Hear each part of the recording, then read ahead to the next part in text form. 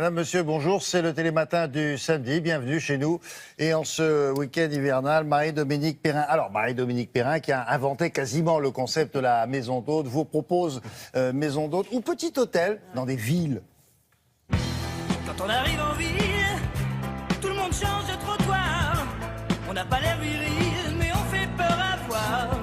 Évidemment, certains d'entre vous seraient tentés de dire oui, la ville, dans Paris, il y en a beaucoup, des maisons. Non, non, pas Paris, autre chose. Des villes de province, des petites, des grandes, des moyennes. Exactement. Et on commence par laquelle? Alors on commence par Bordeaux, figurez-vous, qui vient d'être élue destination la plus attractive pour 2017 déjà, par le leader mondial des guides de voyage, Johnny Planet. Alors c'est vraiment une référence en la matière. Alors je peux vous dire que vous pouvez aller à Bordeaux, il y a plein de petits hôtels ou de petites chambres d'hôtes. Par exemple, la Maison du Lierre, elle est à 2 pas des Quinconces. Les Quinconces, c'est le cœur même de Bordeaux. Ouais. C'est un petit hôtel de moins de 20 chambres, qui est l'esprit maison d'hôte. Et le couple qui la tient, il mélange un petit peu en fonction des saisons son décor. Voilà. Pas très loin de là, au cœur des Landes. Donc on n'est pas loin de Bordeaux, à Mont-de-Marsan, c'est la Villa Mirasol. Un petit hôtel de 7 chambres. Là, on est carrément dans une maison d'hôte pratiquement, qui vibre, bien sûr, comme son nom l'indique, au rythme du soleil en toute saison. C'est à la fois arty et très gourmand. Et enfin, on va aller dans l'Oise, à Compiègne. Alors Compiègne, on le connaît pour sa forêt, son palais impérial de toute beauté. On peut y dormir aussi tout à côté. Moi, je vous propose la parenthèse du Rond Royal, au bout d'une allée cavalière. C'est tous les bonheurs pour un petit week-end. Pour les gens qui habitent Paris, par exemple, c'est tout à côté.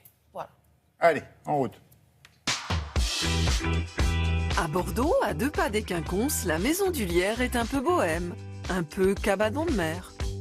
Isabelle, mon épouse originaire de Bordeaux, et moi originaire de l'Est de la France, nous avons eu un projet professionnel commun de reconversion.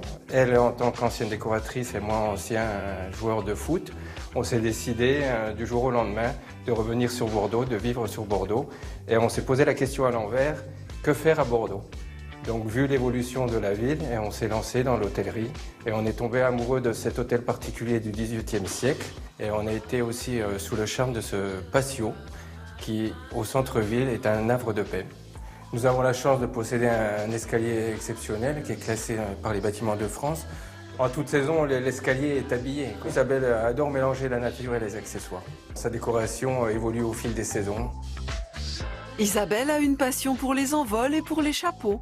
Ses décors suivent ses humeurs et ses coups de cœur. On voulait vraiment être atypique. On a voulu que les gens se sentent bien, qu'il n'y ait pas une frontière entre les propriétaires, entre nos employés et nos clients.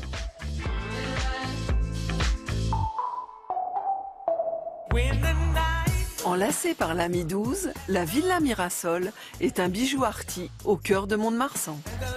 Cette maison a été construite par un très jeune architecte, il avait 30 ans, qui s'appelait Léonce Léglise, en 1912. Le commanditaire de cette maison était le minotier qui avait la minoterie juste de l'autre côté de la rivière et qui était également un jeune homme de 27 ans. Il y avait le côté très moderne de toute cette époque, il y avait l'électricité, il y avait le chauffage central. C'était une maison très ouverte sur l'extérieur et très dessinée. Cette maison était vraiment une maison bourgeoise faite pour les réceptions avec un très grand hall majestueux qui accueille le visiteur et qui est là pour l'impressionner. En réponse au magnifique vitrail de Léon Delmas, l'architecte a eu une idée lumineuse. Notre architecte a eu l'idée de faire ce soleil qui fait référence au nom de la maison, Mirasol. Nous avons cultivé le côté arty dans les différentes chambres avec les éléments de l'époque de la construction, mais également tout ce qui aurait pu traverser le temps, à l'exemple d'une famille qui vit dans la même maison depuis plusieurs générations. Charlie, la mascotte de l'hôtel, fait aussi partie de la famille. Affectueux comme pas deux. Retour aux sources pour une enfant de Compiègne. La maison date de fin 18e, début 19e. C'est une maison qui m'a fait rêver depuis que je suis revenue sur Compiègne, que je souhaitais avoir de tout mon cœur et qui, par je ne sais quel miracle, était à vendre au moment où je cherchais une maison. Nous habitons, nous, dans la maison principale et nos hôtes peuvent occuper les 3 chambres qui se trouvent dans notre dépendance, dont une qui se trouve au rez-de-chaussée avec une vue sur le jardin, où la précédente propriétaire avait installé son atelier de peinture. C'est d'ailleurs pour ça que nous l'avons appelé l'atelier. À l'étage, la chambre naturelle s'éveille au chant des oiseaux. On est fan avec mon époux de récup. On transforme des vieux objets et on essaie de les intégrer entre le neuf et l'ancien.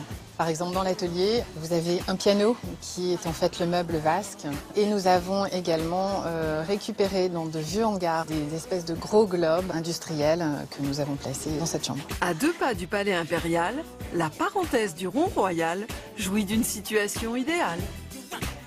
Qu'est-ce que c'est que ce piano? Eh bien, elle a transformé un vieux piano, elle a mis une vasque transparente, ça fait office de lavabo dans la salle de bain. Et ça Comme fait- quoi C'est qu'un lavabo, il joue pas le piano. Ah non, non, d'accord. enfin, je sais pas, peut-être la musique de l'eau. Ah oui, d'accord.